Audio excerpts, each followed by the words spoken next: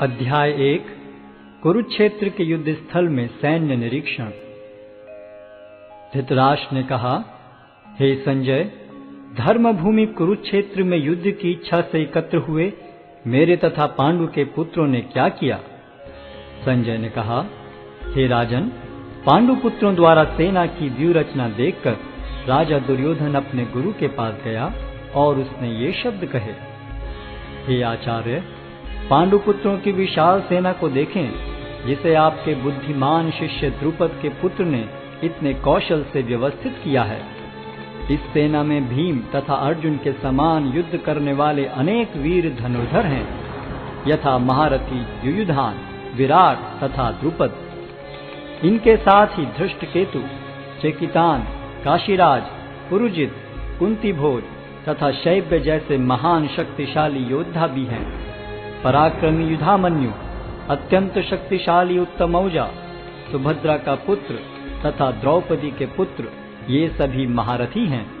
किंतु हे ब्राह्मण श्रेष्ठ, आपकी सूचना के लिए मैं अपनी सेना के उन नायकों के विषय में बताना चाहूंगा जो मेरी सेना को संचालित करने में विशेष रूप से निपुण हैं। मेरी सेना में स्वयं आप, भीष्म, कर्ण, कृपाचार्य, अश्वत्थामा, विकर्ण तथा सोमदत्त का पुत्र भूरिश्रवा आदि हैं, जो युद्ध में सदैव विजयी रहे हैं। ऐसे अनेक वीर भी हैं जो मेरे लिए अपना जीवन त्याग करने के लिए उद्यत हैं। वे विविध प्रकार के हथियारों से सुसज्जित हैं और युद्ध विद्या में निपुण हैं। हमारी शक्ति अपरिमेय है और हम सब पितामह द्वारा भली भांति संरक्षित हैं, जबकि पांडवों की शक्ति भीम द्वारा भली भांति संरक्षित होकर भी सीमित है। अतएव सैन्य व्यूह में अपने अपने मोर्चों पर खड़े रहकर आप सभी भीष्म पितामह को पूरी सहायता दें। तब कुरुवंश के वयोवृद्ध परम प्रतापी एवं वृद्ध पितामह ने सिंह गर्जन की सी ध्वनि करने वाले अपने शंख को उच्च स्वर में बजाया, जिससे दुर्योधन को हर्ष हुआ। तत्पश्चात शंख, नगाड़े, बिगुल, तुरही तथा सिंह सहसा एक साथ बज उठे। वह समवेत स्वर अत्यंत कोलाहलपूर्ण था। दूसरी ओर से श्वेत घोड़ों द्वारा खींचे जाने वाले विशाल रथ पर आसीन कृष्ण तथा अर्जुन ने अपने अपने दिव्य शंख बजाए।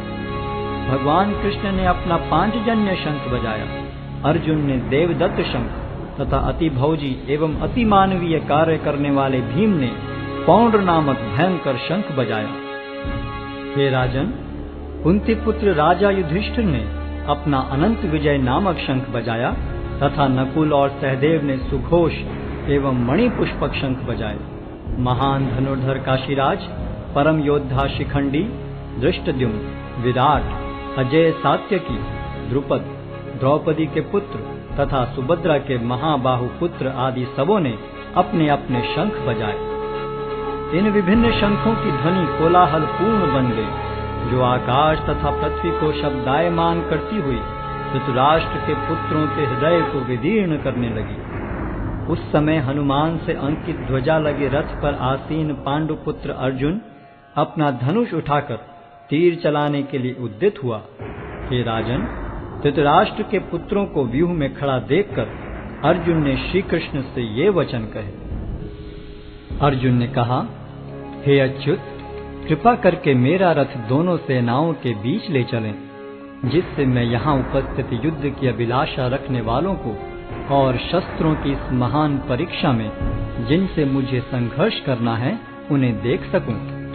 मुझे उन लोगों को देखने दीजिए जो यहाँ पर धृतराष्ट्र के दुर्बुद्धि पुत्र दुर्योधन को प्रसन्न करने की इच्छा से लड़ने के लिए आए हुए हैं। संजय ने कहा, हे भरतवंशी, अर्जुन द्वारा इस प्रकार संबोधित किए जाने पर भगवान कृष्ण ने दोनों दलों के बीच में उस उत्तम रथ को लाकर खड़ा कर दिया।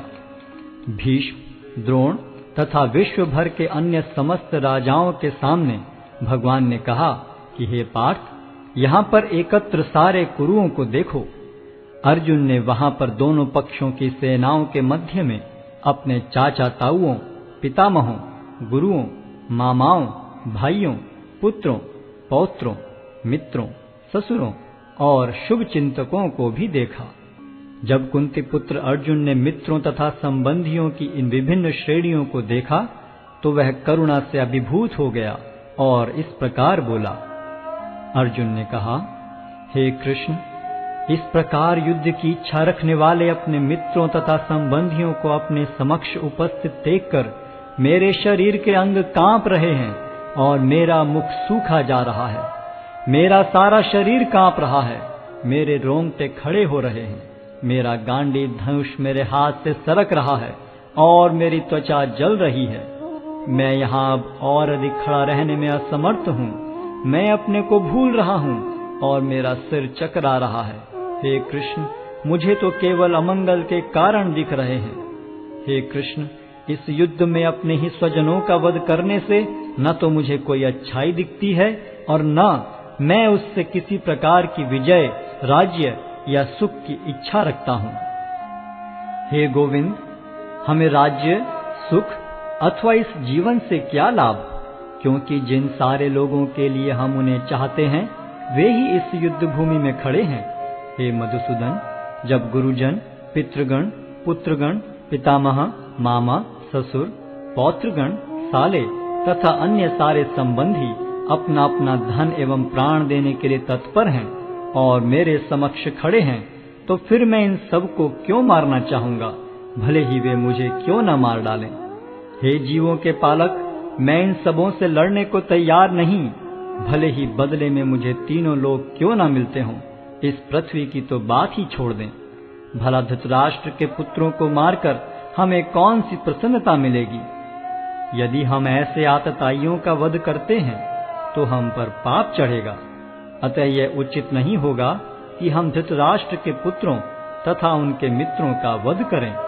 हे लक्ष्मीपति कृष्ण, इससे हमें क्या लाभ होगा और अपने ही कुटुंबियों को मारकर हम किस प्रकार सुखी हो सकते हैं।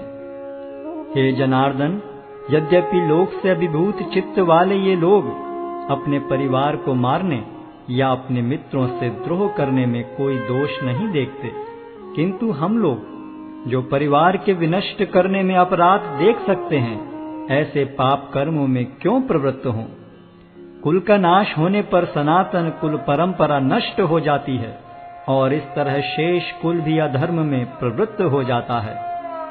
हे कृष्ण, जब कुल में अधर्म प्रमुख हो जाता है तो कुल की स्त्रियां दूषित हो जाती हैं और स्त्रीत्व के पतन से हे वृष्णिवंशी अवांछित संतानें उत्पन्न होती हैं।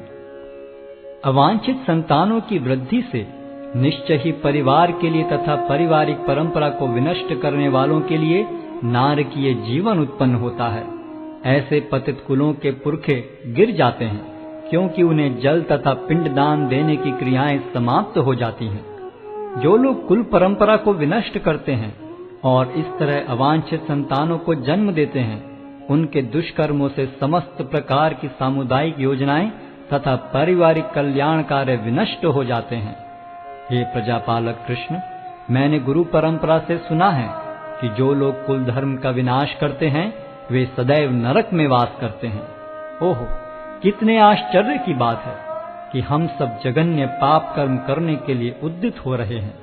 राज्य सुख भोगने की इच्छा से प्रेरित होकर हम अपने ही संबंधियों को मारने पर तुले हैं। यदि शस्त्रधारी धृतराष्ट्र के पुत्र मुझ निहत्थे तथा रणभूमि में प्रतिरोध न करने वाले को मारें तो यह मेरे लिए श्रेयस्कर होगा। संजय ने कहा, युद्ध भूमि में इस प्रकार कहकर अर्जुन ने अपना धनुष तथा बाण एक ओर रख दिया और शोक संतप्त चित्त से रथ के आसन पर बैठ गया।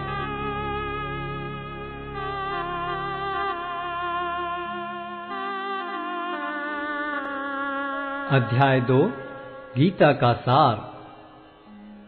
संजय ने कहा, करुणा से व्याप्त शोकयुक्त अश्रुपूरित नेत्रों वाले अर्जुन को देखकर मधुसूदन कृष्ण ने ये शब्द कहे। श्री भगवान ने कहा, हे अर्जुन, तुम्हारे मन में यह कलमश आया कैसे? यह उस मनुष्य के लिए तनुक भी अनुकूल नहीं है जो जीवन के मूल्य को जानता हो।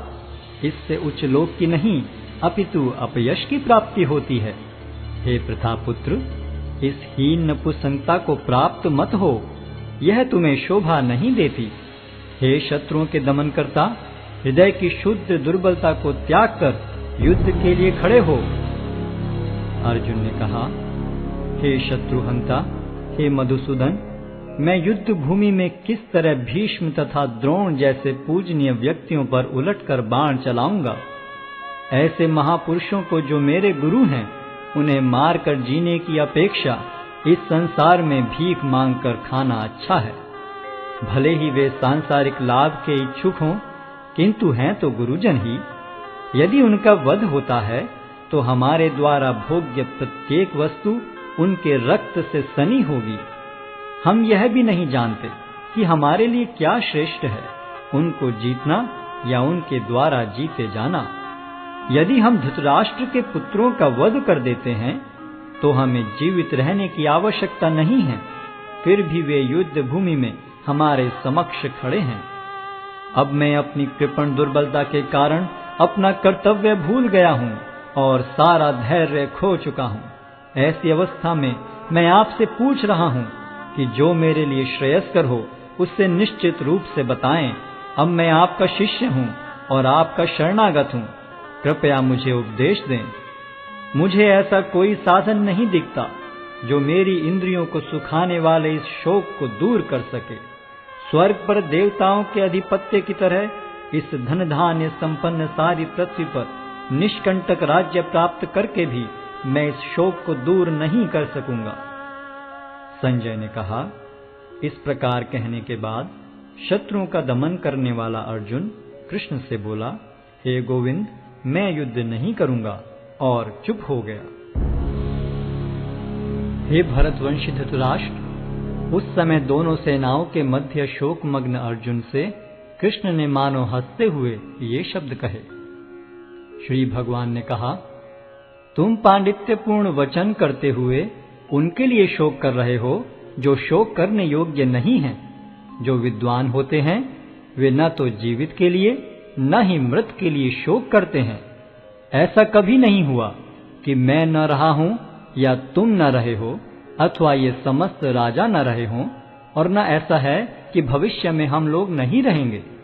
जिस प्रकार शरीरधारी आत्मा इस शरीर में बाल्यावस्था से तरुणावस्था में और फिर वृद्धावस्था में निरंतर अग्रसर होता रहता है, उसी प्रकार मृत्यु होने पर आत्मा दूसरे शरीर में चला जाता है। धीर व्यक्ति ऐसे परिवर्तन से मोह को प्राप्त नहीं होता। हे कुंती पुत्र, सुख तथा दुख का क्षणिक उदय तथा कालक्रम में उनका अंतर्धान होना सर्दी तथा गर्मी की ऋतुओं के आने जाने के समान है। हे भरतवंशी, वे इंद्रिय बोध से उत्पन्न होते हैं और मनुष्य को चाहिए कि अविचल भाव से उनको सहन करना सीखे। हे पुरुष श्रेष्ठ अर्जुन, जो पुरुष सुख तथा दुख में विचलित नहीं होता और इन दोनों में संभाव रखता है, वह निश्चित रूप से मुक्ति के योग्य है। तत्वदर्शियों ने यह निष्कर्ष निकाला है कि असत का तो कोई चिरस्थायित्व नहीं है, किंतु सत्य अपरिवर्तनीय रहता है। उन्होंने इन दोनों की प्रकृति के अध्ययन द्वारा यह निष्कर्ष निकाला है। जो सारे शरीर में व्याप्त है उसे ही तुम अविनाशी समझो। उस अव्यय आत्मा को नष्ट करने में कोई भी समर्थ नहीं है। अविनाशी, अप्रमेय तथा शाश्वत जीव के भौतिक शरीर का अंत अवश्यम भावी है। अतः हे भरतवंशी, युद्ध करो। जो इस जीवात्मा को मारने वाला समझता है तथा जो इसे मरा हुआ समझता है, वे दोनों ही अज्ञानी हैं, क्योंकि आत्मा न तो मरता है और न मारा जाता है। आत्मा के लिए किसी भी काल में न तो जन्म है न मृत्यु। वह न तो कभी जन्मा है, न जन्म लेता है और न जन्म लेगा। वह अजन्मा, नित्य, शाश्वत तथा पुरातन है। शरीर के मारे जाने पर वह मारा नहीं जाता। हे पार्थ, जो व्यक्ति यह जानता है कि आत्मा अविनाशी, अजन्मा, शाश्वत तथा अव्यय है, वह भला किसी को कैसे मार सकता है या मरवा सकता है। जिस प्रकार मनुष्य पुराने वस्त्रों का त्याग कर नए वस्त्र धारण करता है, उसी प्रकार आत्मा पुराने तथा व्यर्थ के शरीरों को त्याग कर नवीन भौतिक शरीर धारण करता है। यह आत्मा न तो कभी किसी शस्त्र द्वारा खंड खंड किया जा सकता है, न अग्नि द्वारा जलाया जा सकता है, न जल द्वारा भिगोया या वायु द्वारा सुखाया जा सकता है। यह आत्मा अखंडित, तथा अघुलनशील है। इसे न तो जलाया जा सकता है, न ही सुखाया जा सकता है। यह शाश्वत, सर्वव्यापी, अविकारी, स्थिर तथा सदैव एक सा रहने वाला है। यह आत्मा अव्यक्त, अकल्पनीय तथा अपरिवर्तनीय कहा जाता है। यह जानकर तुम्हें शरीर के लिए शोक नहीं करना चाहिए, किंतु यदि तुम यह सोचते हो कि आत्मा अथवा जीवन का लक्षण सदा जन्म लेता है तथा सदा मरता है, तो भी हे महाबाहु, तुम्हारे शोक करने का कोई कारण नहीं है। जिसने जन्म लिया है उसकी मृत्यु निश्चित है, और मृत्यु के पश्चात पुनर्जन्म भी निश्चित है। अतः अपने अपरिहार्य कर्तव्य पालन में तुम्हें शोक नहीं करना चाहिए। सारे जीव प्रारंभ में अव्यक्त रहते हैं, मध्य अवस्था में व्यक्त होते हैं और विनष्ट होने पर पुनः अव्यक्त हो जाते हैं। अतः शोक करने की क्या आवश्यकता है? कोई आत्मा को आश्चर्य से देखता है, कोई इसे आश्चर्य की तरह बताता है तथा कोई इसे आश्चर्य की तरह सुनता है, किंतु कोई कोई इसके विषय में सुनकर भी कुछ नहीं समझ पाते। हे भरतवंशी, शरीर में रहने वाले का कभी भी वध नहीं किया जा सकता, अतः तुम्हें किसी भी जीव के लिए शोक करने की आवश्यकता नहीं है।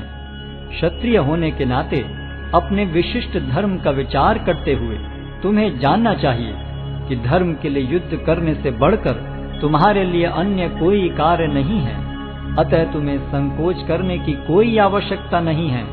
हे पार्थ, वे क्षत्रिय सुखी हैं जिन्हें ऐसे युद्ध के अवसर अपने आप प्राप्त होते हैं, जिससे उनके लिए स्वर्ग लोक के द्वार खुल जाते हैं। किंतु यदि तुम युद्ध करने के स्वधर्म को संपन्न नहीं करते, तो तुम्हें निश्चित रूप से अपने कर्तव्य की उपेक्षा करने का पाप लगेगा और तुम योद्धा के रूप में भी अपना यश खो दोगे। लोग सदैव तुम्हारे अपयश का वर्णन करेंगे, और सम्मानित व्यक्ति के लिए अपयश तो मृत्यु से भी बढ़कर है। जिन जिन महान योद्धाओं ने तुम्हारे नाम तथा यश को सम्मान दिया है, वे सोचेंगे कि तुमने डर के मारे युद्ध भूमि छोड़ दी है, और इस तरह वे तुम्हें तुच्छ मानेंगे। तुम्हारे शत्रु अनेक प्रकार के कटु शब्दों से तुम्हारा वर्णन करेंगे और तुम्हारी सामर्थ्य का उपहास करेंगे। तुम्हारे लिए इससे दुखदाई और क्या हो सकता है? हे कुंती पुत्र, तुम यदि युद्ध में मारे जाओगे तो स्वर्ग प्राप्त करोगे, या यदि तुम जीत जाओगे तो पृथ्वी के साम्राज्य का भोग करोगे। अतः दृढ़ संकल्प करके खड़े हो और युद्ध करो। तुम सुख या दुख, हानि या लाभ, विजय या पराजय का विचार किए बिना युद्ध के लिए युद्ध करो। ऐसा करने पर तुम्हें कोई पाप नहीं लगेगा। यहाँ मैंने वैश्लेषिक अध्ययन द्वारा इस ज्ञान का वर्णन किया है। अब निष्काम भाव से कर्म करना बता रहा हूँ, उसे सुनो। हे प्रतापपुत्र, तुम यदि ऐसे ज्ञान से कर्म करोगे तो तुम कर्मों के बंधन से अपने को मुक्त कर सकते हो। इस प्रयास में न तो हानि होती है न ही ह्रास, अपितु इस पथ पर की गई अल्प प्रगति भी महान भय से रक्षा कर सकती है। जो इस मार्ग पर चलते हैं वे प्रयोजन में दृढ़ रहते हैं और उनका लक्ष्य भी एक होता है। हे कुरुनंदन, जो दृढ़ प्रतिज्ञ नहीं है उनकी बुद्धि अनेक शाखाओं में विभक्त रहती है। अल्पज्ञानी मनुष्य वेदों के उन अलंकारिक शब्दों के प्रति अत्यधिक आसक्त रहते हैं जो स्वर्ग की प्राप्ति, अच्छे जन्म, शक्ति इत्यादि के लिए विविध सकाम कर्म करने की संस्तुति करते हैं। इंद्रिय तृप्ति तथा ऐश्वर्य में जीवन की अभिलाषा के कारण वे कहते हैं कि इससे बढ़कर और कुछ नहीं है। जो लोग इंद्रिय भोग तथा भौतिक ऐश्वर्य के प्रति अत्यधिक आसक्त होने से ऐसी वस्तुओं से मोहग्रस्त हो जाते हैं, उनके मनों में भगवान के प्रति भक्ति का दृढ़ निश्चय नहीं होता। वेदों में मुख्यतः प्रकृति के तीनों गुणों का वर्णन हुआ है। हे अर्जुन, इन तीनों गुणों से ऊपर उठो, समस्त द्वैतों और लाभ तथा सुरक्षा की सारी चिंताओं से मुक्त होकर आत्मपरायण बनो। एक छोटे से कूप का सारा कार्य एक विशाल जलाशय से तुरंत पूरा हो जाता है। इसी प्रकार वेदों के आंतरिक तात्पर्य जानने वाले को उनके सारे प्रयोजन सिद्ध हो जाते हैं। तुम्हें अपना कर्म करने का अधिकार है, किंतु कर्म के फलों के तुम अधिकारी नहीं हो। तुम न तो कभी अपने आप को अपने कर्मों के फलों का कारण मानो न ही कर्म न करने में कभी आसक्त हो। हे अर्जुन, जय अथवा पराजय की समस्त आसक्ति त्याग कर समभाव से अपना कर्म करो, ऐसी समता योग कहलाती है। हे धनंजय, भक्ति के द्वारा समस्त गर्हित कर्मों से दूर रहो और उसी भाव से भगवान की शरण ग्रहण करो। जो व्यक्ति अपने सकाम कर्म फलों को भोगना चाहते हैं वे कृपण हैं। भक्ति में संलग्न मनुष्य इस जीवन में ही अच्छे तथा बुरे कार्यों से अपने को मुक्त कर लेता है। अतः योग के लिए प्रयत्न करो, क्योंकि सारा कार्य कौशल यही है।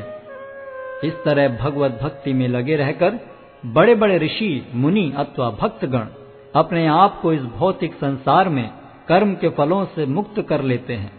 इस प्रकार वे जन्म मृत्यु के चक्र से छूट जाते हैं और भगवान के पास जाकर उस अवस्था को प्राप्त करते हैं जो समस्त दुखों से परे है। जब तुम्हारी बुद्धि मोह रूपी सघन वन को पार कर जाएगी तो तुम सुने हुए तथा सुनने योग्य सब के प्रति अन्य मनस्क हो जाओगे। जब तुम्हारा मन वेदों की अलंकारमयी भाषा से विचलित न हो और वह आत्म साक्षात्कार की समाधि में स्थिर हो जाए, तब तुम्हें दिव्य चेतना प्राप्त हो जाएगी। अर्जुन ने कहा, हे कृष्ण, अध्यात्म में लीन चेतना वाले व्यक्ति के क्या लक्षण हैं? वह कैसे बोलता है तथा उसकी भाषा क्या है? वह किस तरह बैठता और चलता है? श्री भगवान ने कहा, हे पार्थ, जब मनुष्य मनोधर्म से उत्पन्न होने वाली इंद्रिय तृप्ति की समस्त कामनाओं का परित्याग कर देता है और जब इस तरह से विशुद्ध हुआ उसका मन आत्मा में संतोष प्राप्त करता है, तो वह विशुद्ध दिव्य चेतना को प्राप्त स्थित प्रज्ञ कहा जाता है। जो त्रय तापों के होने पर भी मन में विचलित नहीं होता अथवा सुख में प्रसन्न नहीं होता और जो आसक्ति, भय तथा क्रोध से मुक्त है, वह स्थिर मन वाला मुनि कहलाता है। इस भौतिक जगत में जो व्यक्ति न तो शुभ की प्राप्ति से हर्षित होता है और न अशुभ के प्राप्त होने पर उससे घृणा करता है, वह पूर्ण ज्ञान में स्थिर होता है। जिस प्रकार कछुआ अपने अंगों को संकुचित करके खोल के भीतर कर लेता है, उसी तरह जो मनुष्य अपनी इंद्रियों को इंद्रिय विषयों से खींच लेता है, वह पूर्ण चेतना में दृढ़ता पूर्वक स्थिर होता है। देहधारी जीव इंद्रिय भोग से भले ही निवृत्त हो जाए, पर उसमें इंद्रिय भोगों की इच्छा बनी रहती है। लेकिन उत्तम रस के अनुभव होने से ऐसे कार्यों को बंद करने पर वह भक्ति में स्थिर हो जाता है। हे अर्जुन, इंद्रियां इतनी प्रबल तथा वेगवान हैं कि वे उस विवेकी पुरुष के मन को भी बलपूर्वक हर लेती हैं जो उन्हें वश में करने का प्रयत्न करता है। जो इंद्रियों को पूर्णतया वश में रखते हुए इंद्रिय संयम करता है और अपनी चेतना को मुझ में स्थिर कर देता है, वह मनुष्य स्थिर बुद्धि कहलाता है। इंद्रिय विषयों का चिंतन करते हुए मनुष्य की उनमें आसक्ति उत्पन्न हो जाती है और ऐसी आसक्ति से काम उत्पन्न होता है और फिर काम से क्रोध प्रकट होता है। क्रोध से पूर्ण मोह उत्पन्न होता है और मोह से स्मरण शक्ति का विभ्रम हो जाता है। जब स्मरण शक्ति भ्रमित हो जाती है तो बुद्धि नष्ट हो जाती है और बुद्धि नष्ट होने पर मनुष्य भवकूप में पुनः गिर जाता है। किंतु समस्त राग तथा द्वेष से मुक्त एवं अपनी इंद्रियों को संयम द्वारा वश में करने में समर्थ व्यक्ति भगवान की पूर्ण कृपा प्राप्त कर सकता है। इस प्रकार से कृष्ण भावनामृत में तुष्ट व्यक्ति के लिए संसार के तीनों ताप नष्ट हो जाते हैं और ऐसी तुष्ट चेतना होने पर उसकी बुद्धि शीघ्र ही स्थिर हो जाती है। जो कृष्ण भावनामृत में परमेश्वर से संबंधित नहीं है, उनकी न तो बुद्धि दिव्य होती है और न ही मन स्थिर होता है, जिसके बिना शांति की कोई संभावना नहीं है। शांति के बिना सुख हो भी कैसे सकता है? जिस प्रकार पानी में तैरती नाव को प्रचंड वायु दूर बहा ले जाती है, उसी प्रकार विचरणशील इंद्रियों में से कोई एक जिस पर मन निरंतर लगा रहता है, मनुष्य की बुद्धि को हर लेती है। अतः हे महाबाहु, जिस पुरुष की इंद्रियां अपने अपने विषयों से सब प्रकार से विरत होकर उसके वश में है, उसी की बुद्धि निस्संदेह स्थिर है। जो सब जीवों के लिए रात्रि है वह आत्म संयमी के जागने का समय है, और जो समस्त जीवों के जागने का समय है वह आत्मनिरीक्षक मुनि के लिए रात्रि है।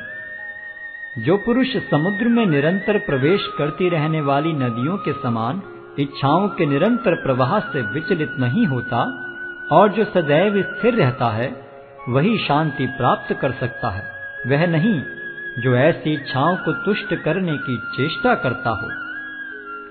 जिस व्यक्ति ने इंद्रिय तृप्ति की समस्त इच्छाओं का परित्याग कर दिया है, जो इच्छाओं से रहित रहता है और जिसने सारी ममता त्याग दी है तथा अहंकार से रहित है, वही वास्तविक शांति को प्राप्त कर सकता है। यह आध्यात्मिक तथा ईश्वरीय जीवन का पथ है, जिसे प्राप्त करके मनुष्य मोहित नहीं होता। यदि कोई जीवन के अंतिम समय में भी इस तरह स्थित हो तो वह भगवत धाम में प्रवेश कर सकता है। अध्याय 3 कर्मयोग। अर्जुन ने कहा, हे जनार्दन, हे केशव, यदि आप बुद्धि को सकाम कर्म से श्रेष्ठ समझते हैं तो फिर आप मुझे इस घोर युद्ध में क्यों लगाना चाहते हैं? आपके व्यामिश्रित उपदेशों से मेरी बुद्धि मोहित हो रही है, अतः कृपा करके निश्चय पूर्वक मुझे बताएं कि इनमें से मेरे लिए सर्वाधिक श्रेयस्कर क्या होगा। श्री भगवान ने कहा, हे निष्पाप अर्जुन, मैं पहले ही बता चुका हूं कि आत्म साक्षात्कार का प्रयत्न करने वाले 2 प्रकार के पुरुष होते हैं। कुछ इसे ज्ञान योग द्वारा समझने का प्रयत्न करते हैं तो कुछ भक्तिमय सेवा के द्वारा। न तो कर्म से विमुख होकर कोई कर्मफल से छुटकारा पा सकता है और न केवल संन्यास से सिद्धि प्राप्त की जा सकती है। प्रत्येक व्यक्ति को प्रकृति से अर्जित गुणों के अनुसार विवश होकर कर्म करना पड़ता है, अतः कोई भी एक क्षण भर के लिए भी बिना कर्म किए नहीं रह सकता। जो कर्मेंद्रियों को वश में तो करता है, किंतु जिसका मन इंद्रिय विषयों का चिंतन करता रहता है, वह निश्चित रूप से स्वयं को धोखा देता है और मिथ्याचारी कहलाता है। दूसरी ओर, यदि कोई निष्ठावान व्यक्ति अपने मन के द्वारा कर्मेंद्रियों को वश में करने का प्रयत्न करता है और बिना किसी आसक्ति के कर्मयोग प्रारंभ करता है, तो वह अति उत्कृष्ट है। अपना नियत कर्म करो, क्योंकि कर्म न करने की अपेक्षा कर्म करना श्रेष्ठ है। कर्म के बिना तो शरीर निर्वाह भी नहीं हो सकता। श्री विष्णु के लिए यज्ञ रूप में कर्म करना चाहिए, अन्यथा कर्म के द्वारा इस भौतिक जगत में बंधन उत्पन्न होता है। अतः हे कुंती पुत्र, उनकी प्रसन्नता के लिए अपने नियत कर्म करो, इस तरह तुम बंधन से सदा मुक्त रहोगे। सृष्टि के प्रारंभ में समस्त प्राणियों के स्वामी ने विष्णु के लिए यज्ञ सहित मनुष्यों तथा देवताओं की संततियों को रचा और उनसे कहा, तुम इस यज्ञ से सुखी रहो, क्योंकि इसके करने से तुम्हें सुखपूर्वक रहने तथा मुक्ति प्राप्त करने के लिए समस्त वांछित वस्तुएं प्राप्त हो सकेंगी। यज्ञों के द्वारा प्रसन्न होकर देवता तुम्हें भी प्रसन्न करेंगे और इस तरह मनुष्यों तथा देवताओं के मध्य सहयोग से सबों को संपन्नता प्राप्त होगी। जीवन की विभिन्न आवश्यकताओं की पूर्ति करने वाले विभिन्न देवता यज्ञ संपन्न होने पर प्रसन्न होकर तुम्हारी सारी आवश्यकताओं की पूर्ति करेंगे, किंतु जो इन उपहारों को देवताओं को अर्पित किए बिना भोगता है, वह निश्चित रूप से चोर है। भगवान के भक्त सभी प्रकार के पापों से मुक्त हो जाते हैं, क्योंकि वे यज्ञ में अर्पित किए भोजन प्रसाद को ही खाते हैं। अन्य लोग जो अपने इंद्रिय सुख के लिए भोजन बनाते हैं, वे निश्चित रूप से पाप खाते हैं। सारे प्राणी अन्न पर आश्रित हैं, जो वर्षा से उत्पन्न होता है। वर्षा यज्ञ संपन्न करने से होती है और यज्ञ नियत कर्मों से उत्पन्न होता है। वेदों में नियमित कर्मों का विधान है और ये वेद साक्षात श्री भगवान से प्रकट हुए हैं। फलतः सर्वव्यापी ब्रह्म यज्ञ कर्मों में सदा स्थित रहता है। हे प्रिय अर्जुन, जो मानव जीवन में इस प्रकार वेदों द्वारा स्थापित यज्ञ चक्र का पालन नहीं करता, वह निश्चय ही पाप में जीवन व्यतीत करता है। ऐसा व्यक्ति केवल इंद्रियों की तुष्टि के लिए व्यर्थ ही जीवित रहता है। किंतु जो व्यक्ति आत्मा में ही आनंद लेता है तथा जिसका जीवन आत्म साक्षात्कार युक्त है और जो अपने में ही पूर्णतया संतुष्ट रहता है, उसके लिए कुछ कारणीय कर्तव्य नहीं होता। स्वरूप सिद्ध व्यक्ति के लिए न तो अपने नियत कर्मों को करने की आवश्यकता रह जाती है, न ऐसा कर्म न करने का कोई कारण ही रह जाता है। उसे किसी अन्य जीव पर निर्भर रहने की आवश्यकता भी नहीं रह जाती। अतः कर्मफल में आसक्त हुए बिना मनुष्य को अपना कर्तव्य समझकर निरंतर कर्म करते रहना चाहिए, क्योंकि अनासक्त होकर कर्म करने से उसे परब्रह्म की प्राप्ति होती है। जनक जैसे राजाओं ने केवल नियत कर्मों को करने से ही सिद्धि प्राप्त की। अतः सामान्य जनों को शिक्षित करने की दृष्टि से तुम्हें कर्म करना चाहिए। महापुरुष जो जो आचरण करता है, सामान्य व्यक्ति उसी का अनुसरण करते हैं। वह अपने अनुसरणीय कार्यों से जो आदर्श प्रस्तुत करता है, संपूर्ण विश्व उसका अनुसरण करता है। हे प्रथापुत्र, तीनों लोकों में मेरे लिए कोई भी कर्म नियत नहीं है। न मुझे किसी वस्तु का अभाव है और न आवश्यकता ही है, तो भी मैं नियत कर्म करने में तत्पर रहता हूँ। क्योंकि यदि मैं नियत कर्मों को सावधानी पूर्वक न करूं, तो हे पार्थ, यह निश्चित है कि सारे मनुष्य मेरे पथ का ही अनुगमन करेंगे। यदि मैं नियत कर्म न करूं, तो ये सारे लोग नष्ट हो जाएंगे। तब मैं अवांछित जन समुदाय को उत्पन्न करने का कारण हो जाऊंगा और इस तरह संपूर्ण प्राणियों की शांति का विनाशक बनूंगा। जिस प्रकार अज्ञानी जन फल की आसक्ति से कार्य करते हैं, उसी तरह विद्वान जनों को चाहिए कि वे लोगों को उचित पथ पर ले जाने के लिए अनासक्त रहकर कार्य करें। विद्वान व्यक्ति को चाहिए कि वह सकाम कर्मों में आसक्त अज्ञानी पुरुषों को कर्म करने से रोके नहीं, ताकि उनके मन विचलित न हो, अपितु भक्ति भाव से कर्म करते हुए वह उन्हें सभी प्रकार के कार्यों में लगाएं, जिससे कृष्ण भावनामृत का क्रमिक विकास हो। जीवात्मा अहंकार के प्रभाव से मोहग्रस्त होकर अपने आप को समस्त कर्मों का कर्ता मान बैठता है, जबकि वास्तव में वे प्रकृति के तीनों गुणों द्वारा संपन्न किए जाते हैं। हे महाबाहो, भक्ति भाव में कर्म तथा सकाम कर्म के भेद को भली भांति जानते हुए जो परम सत्य को जानने वाला है, वह कभी भी अपने आप को इंद्रियों में तथा इंद्रिय तृप्ति में नहीं लगाता। माया के गुणों से मोहग्रस्त होने पर अज्ञानी पुरुष पूर्णतया भौतिक कार्यों में संलग्न रहकर उनमें आसक्त हो जाते हैं। यद्यपि उनके ये कार्य उनमें ज्ञानाभाव के कारण अधम होते हैं, किंतु ज्ञानी को चाहिए कि उन्हें विचलित न करे। अतः हे अर्जुन, अपने सारे कार्यों को मुझ में समर्पित करके मेरे पूर्ण ज्ञान से युक्त होकर लाभ की आकांक्षा से रहित, स्वामित्व के किसी दावे के बिना तथा आलस्य से रहित होकर युद्ध करो। जो व्यक्ति मेरे आदेशों के अनुसार अपना कर्तव्य करते रहते हैं और ईर्ष्या रहित होकर इस उपदेश का श्रद्धा पूर्वक पालन करते हैं, वे सकाम कर्मों के बंधन से मुक्त हो जाते हैं। किंतु जो ईर्ष्यावश इन उपदेशों की उपेक्षा करते हैं और इनका पालन नहीं करते, उन्हें समस्त ज्ञान से रहित, दिग्भ्रमित तथा सिद्धि के प्रयासों में नष्ट भ्रष्ट समझना चाहिए। ज्ञानी पुरुष भी अपनी प्रकृति के अनुसार कार्य करता है, क्योंकि सभी प्राणी तीनों गुणों से प्राप्त अपनी प्रकृति का ही अनुसरण करते हैं। भला दमन से क्या हो सकता है? प्रत्येक इंद्रिय तथा उसके विषय से संबंधित राग द्वेष को व्यवस्थित करने के नियम होते हैं। मनुष्य को ऐसे राग तथा द्वेष के वशीभूत नहीं होना चाहिए, क्योंकि ये आत्म साक्षात्कार के मार्ग में अवरोधक हैं। अपने नियत कर्मों को दोषपूर्ण ढंग से संपन्न करना भी अन्य के कर्मों को भली भांति करने से श्रेयस्कर है। स्वीय कर्मों को करते हुए मरना पराये कर्मों में प्रवृत्त होने की अपेक्षा श्रेष्ठतर है, क्योंकि अन्य किसी के मार्ग का अनुसरण भयावह होता है। अर्जुन ने कहा, हे वृष्णिवंशी, मनुष्य न चाहते हुए भी पाप कर्मों के लिए प्रेरित क्यों होता है? ऐसा लगता है कि उसे बलपूर्वक उनमें लगाया जा रहा हो।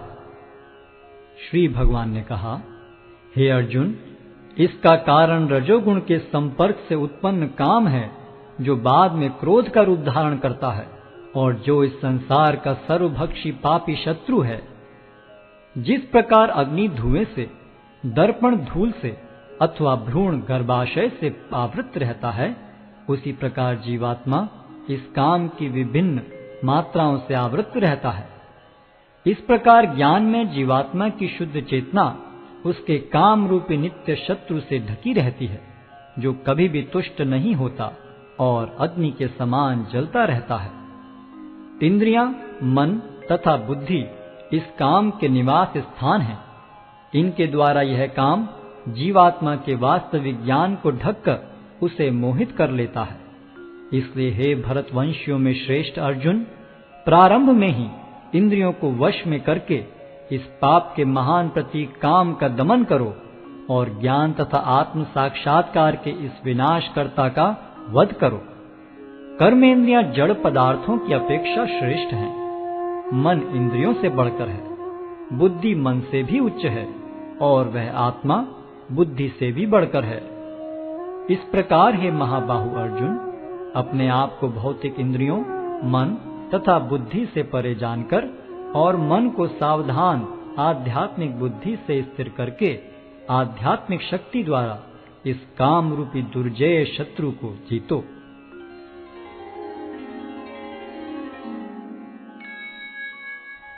अध्याय 4 दिव्य ज्ञान। भगवान श्री कृष्ण ने कहा, मैंने इस अमर योग विद्या का उपदेश सूर्यदेव विवस्वान को दिया और विवस्वान ने मनुष्यों के पिता मनु को उपदेश दिया और मनु ने इसका उपदेश इक्ष्वाकु को दिया। आज मेरे द्वारा वही यह प्राचीन योग यानी परमेश्वर के साथ अपने संबंध का विज्ञान तुमसे कहा जा रहा है, क्योंकि तुम मेरे भक्त तथा मित्र हो। अतः तुम इस विज्ञान के दिव्य रहस्य को समझ सकते हो। इस प्रकार यह परम विज्ञान गुरु परंपरा द्वारा प्राप्त किया गया और राज ऋषियों ने इसी विधि से इसे समझा, किंतु कालक्रम में यह परंपरा छिन्न हो गई। अतः यह विज्ञान यथारूप में लुप्त हो गया लगता है।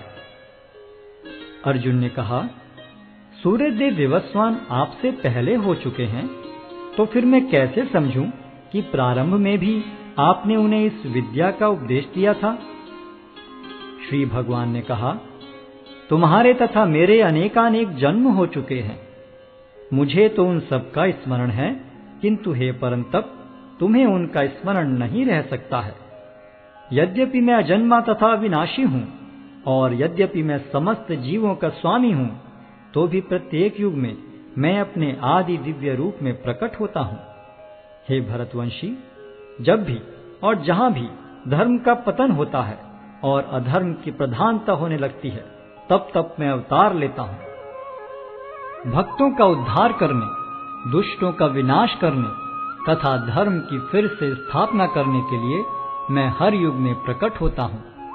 हे अर्जुन, जो मेरे आविर्भाव तथा कर्मों की दिव्य प्रकृति को जानता है, वह इस शरीर को छोड़ने पर इस भौतिक संसार में पुनः जन्म नहीं लेता, अपितु मेरे सनातन धाम को प्राप्त होता है।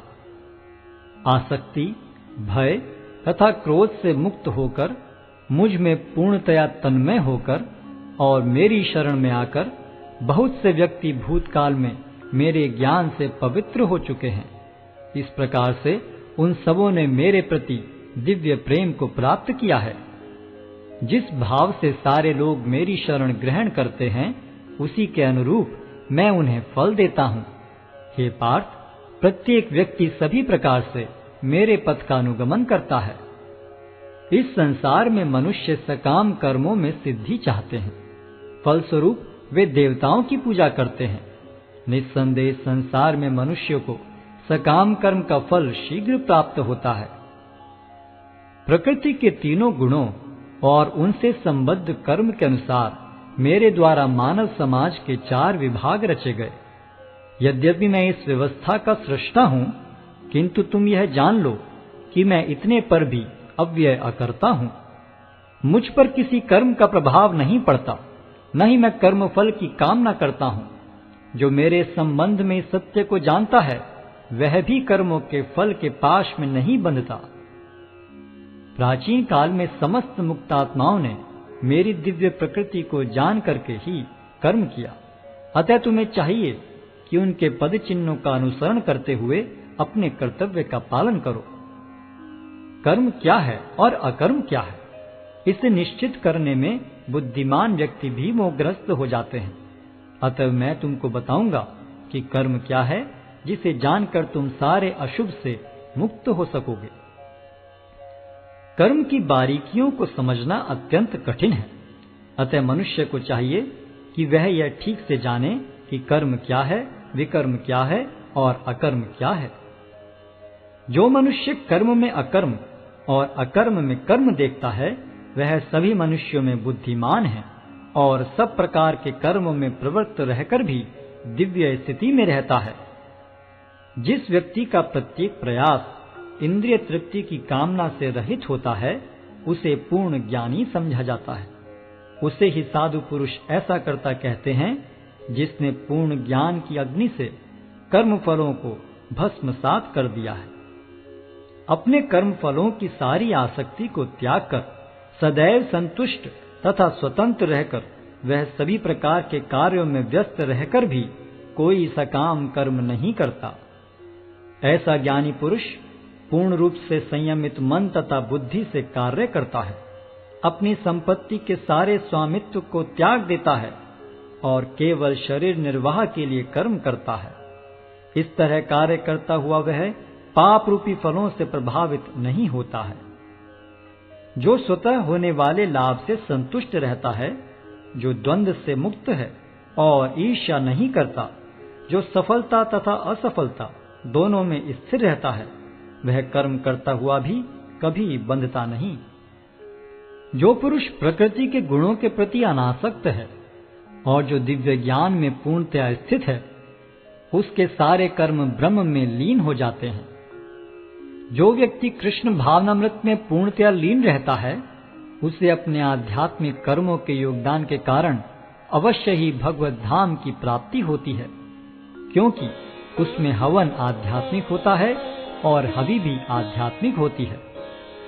कुछ योगी विभिन्न प्रकार के यज्ञों द्वारा देवताओं की भली भांति पूजा करते हैं और कुछ परब्रह्म रूपी अग्नि में आहुति डालते हैं। इनमें से कुछ विशुद्ध ब्रह्मचारी श्रवणादि क्रियाओं तथा इंद्रियों को मन के नियंत्रण रूपी अग्नि में स्वाहा कर देते हैं, तो दूसरे लोग इंद्रिय विषयों को इंद्रियों की अग्नि में स्वाहा कर देते हैं। दूसरे जो मन तथा इंद्रियों को वश में करके आत्म साक्षात्कार करना चाहते हैं, संपूर्ण इंद्रियों तथा प्राण वायु के कार्यों को संयमित मन रूपी अग्नि में आहुति कर देते हैं। कठोर व्रत अंगीकार करके कुछ लोग अपनी संपत्ति का त्याग करके कुछ कठिन तपस्या द्वारा, कुछ अष्टांग योग पद्धति के अभ्यास द्वारा अथवा दिव्य ज्ञान में उन्नति करने के लिए वेदों के अध्ययन द्वारा प्रबुद्ध बनते हैं। अन्य लोग भी हैं जो समाधि में रहने के लिए श्वास को रोके रहते हैं। वे अपान में प्राण को और प्राण में अपान को रोकने का अभ्यास करते हैं और अंत में प्राण अपान को रोककर समाधि में रहते हैं। अन्य योगी कम भोजन करके प्राण की प्राण में ही आहुति देते हैं। ये सभी यज्ञ करने वाले यज्ञों का अर्थ जानने के कारण पाप कर्मों से मुक्त हो जाते हैं और यज्ञों के फल रूपी अमृत को चखकर परम दिव्य आकाश की ओर बढ़ते जाते हैं। हे कुरुश्रेष्ठ, जब यज्ञ के बिना मनुष्य इस लोक में या तो इस जीवन में ही सुखपूर्वक नहीं रह सकता, तो फिर अगले जन्म में कैसे रह सकेगा। ये विभिन्न प्रकार के यज्ञ वेद सम्मत हैं और ये सभी विभिन्न प्रकार के कर्मों से उत्पन्न हैं। इन्हें इस रूप में जानने पर तुम मुक्त हो जाओगे। हे परंतप, द्रव्य यज्ञ से ज्ञान यज्ञ श्रेष्ठ है। हे पार्थ, अंततो गत्वा सारे कर्म यज्ञों का अवसान दिव्य ज्ञान में होता है। तुम गुरु के पास जाकर सत्य को जानने का प्रयास करो, उनसे विनीत होकर जिज्ञासा करो और उनकी सेवा करो। स्वरूप सिद्ध व्यक्ति तुम्हें ज्ञान प्रदान कर सकते हैं, क्योंकि उन्होंने सत्य का दर्शन किया है।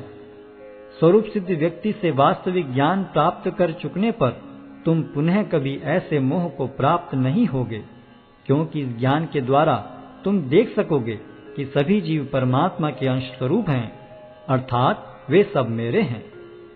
यदि तुम्हें समस्त पापियों में भी सर्वाधिक पापी समझा जाए, तो भी तुम दिव्य ज्ञान रूपी नाव में स्थित होकर दुख सागर को पार करने में समर्थ होगे।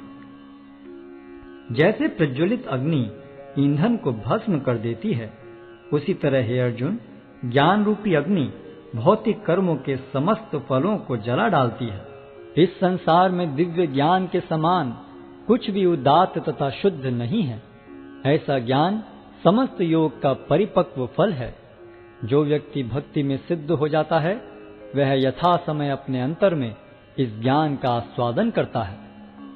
जो श्रद्धालु दिव्य ज्ञान में समर्पित हैं और जिसने इंद्रियों को वश में कर लिया है, वह इस ज्ञान को प्राप्त करने का अधिकारी है, और इसे प्राप्त करते ही वह तुरंत आध्यात्मिक शांति को प्राप्त होता है। किंतु जो अज्ञानी तथा श्रद्धा विहीन व्यक्ति शास्त्रों में संदेह करते हैं, वे भगवत भावनामृत नहीं प्राप्त करते, अपितु नीचे गिर जाते हैं। संशयात्मा के लिए न तो इस लोक में न ही परलोक में कोई सुख है। जो व्यक्ति अपने कर्म फलों का परित्याग करते हुए भक्ति करता है और जिसके संशय दिव्य ज्ञान द्वारा विनष्ट हो चुके हैं, वही वास्तव में आत्मपरायण है। हे धनंजय, वह कर्मों के बंधन से नहीं बंधता। अतएव तुम्हारे हृदय में अज्ञान के कारण जो संशय उठे हैं, उन्हें ज्ञान रूपी शस्त्र से काट डालो। हे भारत, तुम योग से समन्वित होकर खड़े हो और युद्ध करो।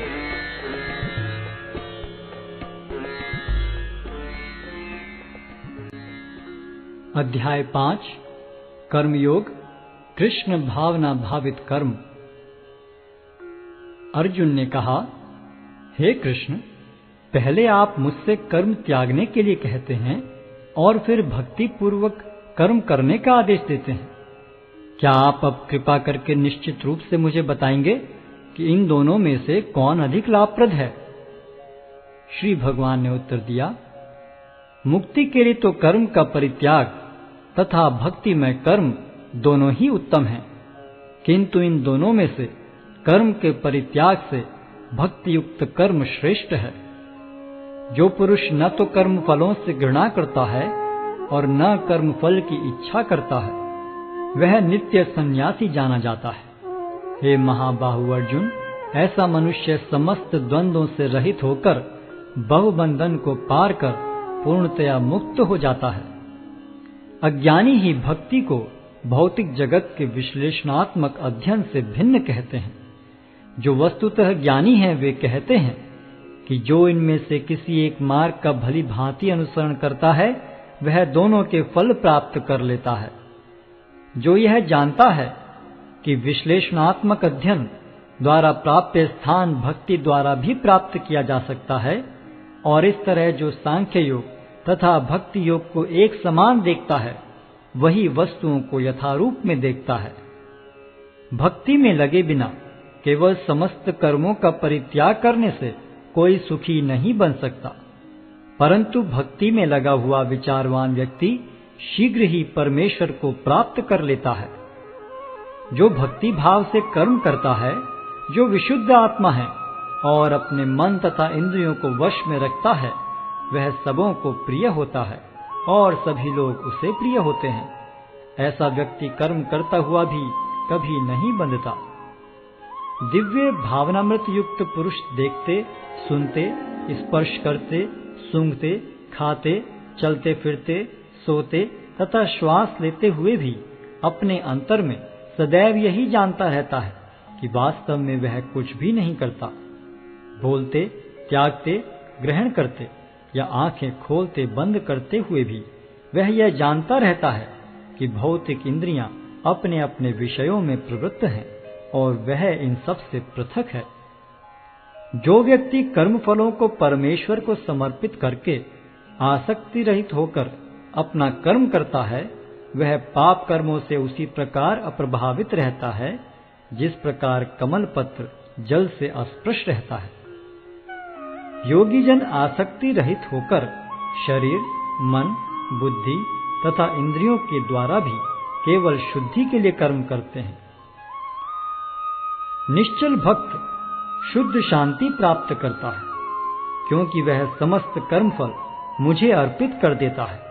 किंतु जो व्यक्ति भगवान से युक्त नहीं है और जो अपने श्रम का फल कामी है, वह बंध जाता है।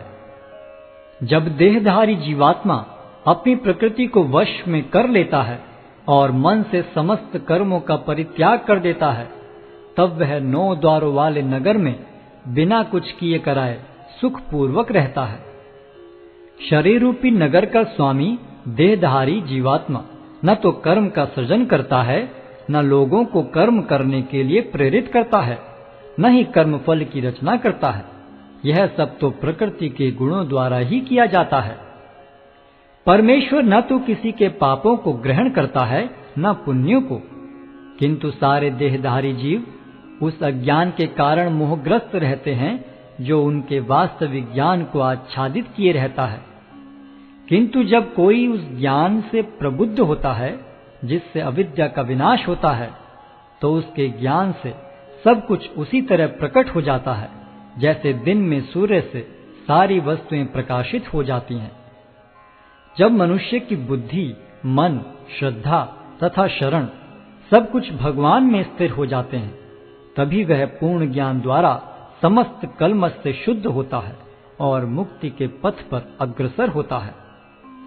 विनम्र साधु पुरुष अपने वास्तविक ज्ञान के कारण एक विद्वान तथा विनीत ब्राह्मण, गाय, हाथी, कुत्ता तथा चांडाल को समान दृष्टि से देखते हैं। जिनके मन एकत्व तथा समता में स्थिर हैं, उन्होंने जन्म तथा मृत्यु के बंधनों को पहले ही जीत लिया है। वे ब्रह्म के समान निर्दोष हैं और सदा ब्रह्म में ही स्थित रहते हैं। जो न तो प्रिय वस्तु को पाकर हर्षित होता है और न अप्रिय को पाकर विचलित होता है, जो स्थिर बुद्धि है, जो मोह रहित है और भगवत विद्या को जानने वाला है, वह पहले से ही ब्रह्म में स्थित रहता है। ऐसा मुक्त पुरुष भौतिक इंद्रिय सुख की ओर आकृष्ट नहीं होता, अपितु सदैव समाधि में रहकर अपने अंतर में आनंद का अनुभव करता है। इस प्रकार स्वरूप सिद्ध व्यक्ति पर ब्रह्म में एकाग्र चित्त होने के कारण असीम सुख भोगता है। बुद्धिमान मनुष्य दुख के कारणों में भाग नहीं लेता, जो कि भौतिक इंद्रियों के संसर्ग से उत्पन्न होते हैं। हे कुंती पुत्र, ऐसे भोगों का आदि तथा अंत होता है, अतः चतुर व्यक्ति उनमें आनंद नहीं लेता। यदि इस शरीर को त्यागने के पूर्व कोई मनुष्य इंद्रियों के वेगों को सहन करने तथा इच्छा एवं क्रोध के वेग को रोकने में समर्थ होता है, तो वह इस संसार में सुखी रह सकता है। जो अंतःकरण में सुख का अनुभव करता है, जो कर्मठ है और अंतःकरण में ही रमण करता है तथा जिसका लक्ष्य अंतर्मुखी होता है, वह सचमुच पूर्ण योगी है। वह पर ब्रह्म में मुक्ति पाता है और अंततोगत्वा ब्रह्म को प्राप्त होता है। जो लोग संशय से उत्पन्न होने वाले द्वेष से परे हैं, जिनके मन आत्म साक्षात्कार में रत हैं, जो समस्त जीवों के कल्याण कार्य करने में सदैव व्यस्त रहते हैं और जो समस्त पापों से रहित हैं, वे ब्रह्म निर्वाण को प्राप्त होते हैं। जो क्रोध तथा समस्त भौतिक इच्छाओं से रहित हैं, जो स्वरूप सिद्ध आत्म संयमी हैं और संसिद्धि के लिए निरंतर प्रयास करते हैं, उनकी मुक्ति निकट भविष्य में सुनिश्चित है। समस्त इंद्रिय विषयों को बाहर करके, दृष्टि को भौहों के मध्य में केंद्रित करके, प्राण तथा पान वायु को नथुनों के भीतर रोककर और इस तरह मन, इंद्रियों तथा बुद्धि को वश में करके जो मोक्ष को लक्ष्य बनाता है, वह योगी इच्छा, भय तथा क्रोध से रहित हो जाता है। जो निरंतर इस अवस्था में रहता है, वह अवश्य ही मुक्त है। मुझे समस्त यज्ञों तथा तपस्याओं का परम भोक्ता, समस्त लोकों तथा देवताओं का परमेश्वर एवं समस्त जीवों का उपकारी एवं हितैषी जानकर मेरे भावनामृत से पूर्ण पुरुष भौतिक दुखों से शांति लाभ करता है।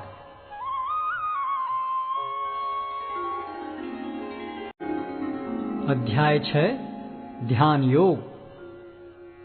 श्री भगवान ने कहा, जो पुरुष अपने कर्म फल के प्रति अनासक्त है और जो अपने कर्तव्य का पालन करता है, वही सन्यासी और असली योगी है।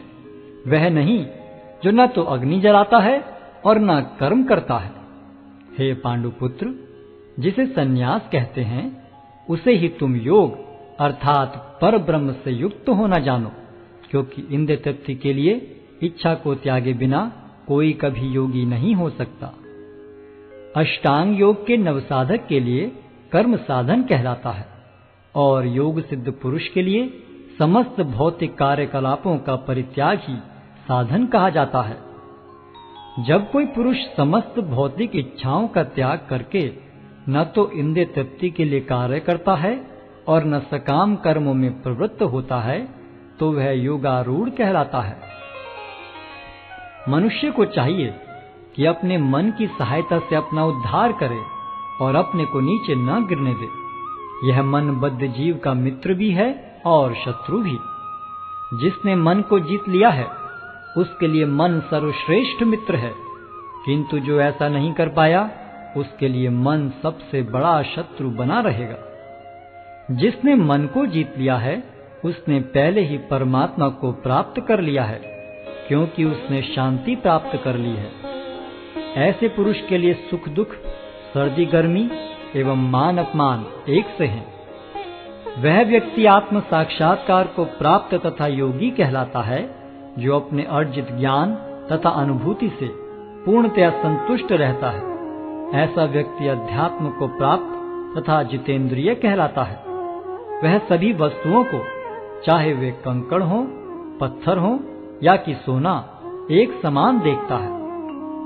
जब मनुष्य निष्कपट हितैषियों, प्रिय मित्रों, तटस्थों, मध्यस्थों, ईश्वालुओं, शत्रुओं तथा मित्रों, पुण्यात्माओं एवं पापियों को समान भाव से देखता है, तो वह और भी उन्नत माना जाता है। योगी को चाहिए कि वह सदैव अपने शरीर, मन तथा आत्मा को परमेश्वर में लगाए, एकांत स्थान में रहे और बड़ी सावधानी के साथ अपने मन को वश में करे। उसे समस्त आकांक्षाओं तथा संग्रह भाव की इच्छाओं से मुक्त होना चाहिए। योगाभ्यास के लिए योगी एकांत स्थान में जाकर भूमि पर कुशा बिछा दे और फिर उसे मृगछाला से ढके तथा ऊपर से मुलायम वस्त्र बिछा दे। आसन न तो बहुत ऊंचा हो न बहुत नीचा, यह पवित्र स्थान में स्थित हो। योगी को चाहिए कि इस पर दृढ़ता पूर्वक बैठ जाए और मन, इंद्रियों तथा कर्मों को वश में करते हुए तथा मन को एक बिंदु पर स्थित करके हृदय को शुद्ध करने के लिए योगाभ्यास करे। योगाभ्यास करने वाले को चाहिए कि वह अपने शरीर, गर्दन तथा सिर को सीधा रखे और नाक के अगले सिरे पर दृष्टि लगाए। इस प्रकार वह अविचलित तथा दमित मन से, भय रहित, विषयी जीवन से पूर्णतया मुक्त होकर अपने हृदय में मेरा चिंतन करे और मुझे ही अपना चरम लक्ष्य बनाए। इस प्रकार शरीर, मन तथा कर्म में निरंतर संयम का अभ्यास करते हुए संयमित मन वाले योगी को इस भौतिक अस्तित्व की समाप्ति पर भगवत धाम की प्राप्ति होती है। हे अर्जुन, जो अधिक खाता है या बहुत कम खाता है, जो अधिक सोता है अथवा जो पर्याप्त नहीं सोता, उसके योगी बनने की कोई संभावना नहीं है। जो खाने, सोने, आमोद प्रमोद तथा काम करने की आदतों में नियमित रहता है, वह योगाभ्यास द्वारा समस्त भौतिक क्लेशों को नष्ट कर सकता है। जब योगी योगाभ्यास द्वारा अपने मानसिक कार्यकलापों को वश में कर लेता है और अध्यात्म में स्थित हो जाता है, अर्थात समस्त भौतिक इच्छाओं से रहित हो जाता है, तब वह योग में सुस्थिर कहा जाता है। जिस प्रकार वायु रहित स्थान में दीपक हिलता डुलता नहीं, उसी तरह जिस योगी का मन वश में होता है, वह आत्म तत्व के ध्यान में सदैव स्थिर रहता है। सिद्धि की अवस्था में, जिसे समाधि कहते हैं, मनुष्य का मन योगाभ्यास के द्वारा भौतिक मानसिक क्रियाओं से पूर्णतः संयमित हो जाता है। इस सिद्धि की विशेषता यह है कि मनुष्य शुद्ध मन से अपने को देख सकता है और अपने आप में आनंद उठा सकता है। उस आनंदमय स्थिति में वह दिव्य इंद्रियों द्वारा असीम दिव्य सुख में स्थित रहता है। इस प्रकार स्थापित मनुष्य कभी सत्य से विपत नहीं होता और इस सुख की प्राप्ति हो जाने पर वह इससे बड़ा कोई दूसरा लाभ नहीं मानता। ऐसी स्थिति को पाकर मनुष्य बड़ी से बड़ी कठिनाई में भी विचलित नहीं होता। यह निस्संदेह भौतिक संसर्ग से उत्पन्न होने वाले समस्त दुखों से वास्तविक मुक्ति है। मनुष्य को चाहिए कि संकल्प तथा श्रद्धा के साथ योगाभ्यास में लगे और पथ से विचलित न हो। उसे चाहिए कि मनोधर्म से उत्पन्न समस्त इच्छाओं को निरपवाद रूप से त्याग दे और इस प्रकार मन के द्वारा सभी ओर से इंद्रियों को वश में करे। धीरे धीरे क्रमशः पूर्ण विश्वास पूर्वक बुद्धि के द्वारा समाधि में स्थित होना चाहिए और इस प्रकार मन को आत्मा में ही स्थित करना चाहिए और अन्य कुछ भी नहीं सोचना चाहिए। मन अपनी चंचलता तथा अस्थिरता के कारण जहां कहीं भी विचरण करता हो, मनुष्य को चाहिए कि उसे वहां से खींचे और अपने वश में लाए। जिस योगी का मन मुझ में स्थिर रहता है, वह निश्चय ही दिव्य सुख की सर्वोच्च सिद्धि प्राप्त करता है। वह रजोगुण से परे हो जाता है। वह परमात्मा के साथ अपनी गुणात्मक एकता को समझता है और इस प्रकार अपने समस्त विगत कर्मों के फल से निवृत्त हो जाता है। इस प्रकार योगाभ्यास में निरंतर लगा रहकर आत्म संयमी योगी समस्त भौतिक कलमश से मुक्त हो जाता है और भगवान की दिव्य प्रेम भक्ति में परम सुख प्राप्त करता है। वास्तविक योगी समस्त जीवों में मुझको और मुझ में समस्त जीवों को देखता है। निस्संदेह स्वरूप सिद्ध व्यक्ति मुझ परमेश्वर को सर्वत्र देखता है। जो मुझे सर्वत्र देखता है और सब कुछ मुझ में देखता है, उसके लिए न तो मैं कभी अदृश्य होता हूं और न वह मेरे लिए दृश्य होता है। जो योगी मुझे तथा परमात्मा को अभिन्न जानते हुए परमात्मा की भक्ति पूर्वक सेवा करता है, वह हर प्रकार से मुझ में सदैव स्थित रहता है।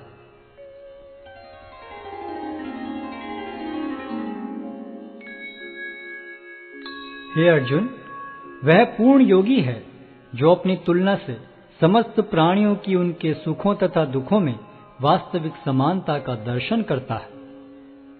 अर्जुन ने कहा, हे मधुसूदन, आपने जिस योग पद्धति का संक्षेप में वर्णन किया है, वह मेरे लिए अव्यवहारिक तथा असहनीय है, क्योंकि मन चंचल तथा अस्थिर है।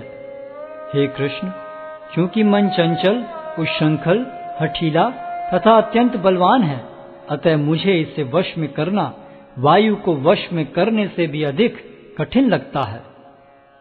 भगवान श्री कृष्ण ने कहा, हे महाबाहु कुंती पुत्र, निस्संदेह चंचल मन को वश में करना अत्यंत कठिन है, किंतु उपयुक्त अभ्यास द्वारा तथा विरक्ति द्वारा ऐसा संभव है। जिसका मन उच्छृंखल है, उसके लिए आत्म साक्षात्कार कठिन कार्य होता है, किंतु जिसका मन संयमित है और जो समुचित उपाय करता है, उसकी सफलता ध्रुव है, ऐसा मेरा मत है।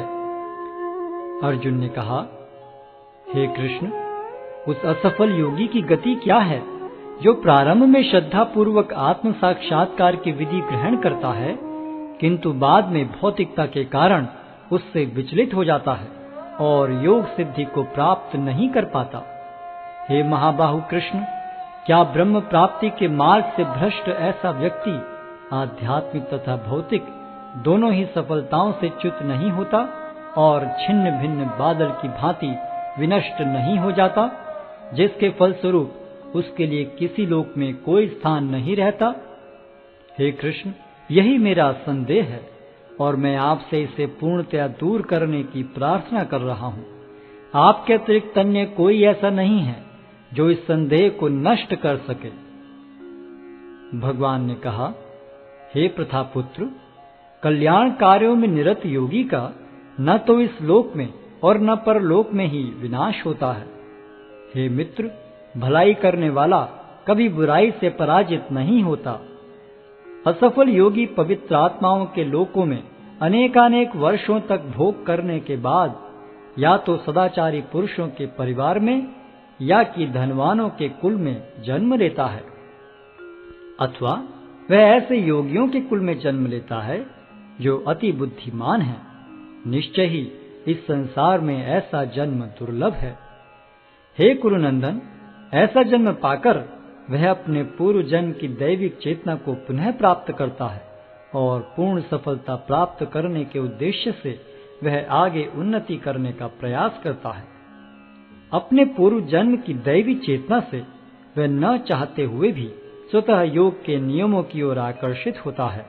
ऐसा जिज्ञासु योगी शास्त्रों के अनुष्ठानों से परे स्थित होता है, और जब योगी समस्त कलमश से शुद्ध होकर सच्ची निष्ठा से आगे प्रगति करने का प्रयास करता है, तो अंततो गत्वा अनेकानेक जन्मों के अभ्यास के पश्चात सिद्धि लाभ करके वह परम गंतव्य को प्राप्त करता है। योगी पुरुष तपस्वी से, ज्ञानी से तथा सकाम कर्मी से बढ़कर होता है। अतः हे अर्जुन, तुम सभी प्रकार से योगी बनो, और समस्त योगियों में से जो योगी अत्यंत श्रद्धा पूर्वक मेरे परायण हैं, अपने अंतःकरण में मेरे विषय में सोचता है और मेरी दिव्य प्रेम भक्ति करता है, वह योग में मुझसे परम अंतरंग रूप से युक्त रहता है और सबों में सर्वोच्च है। यही मेरा मत है।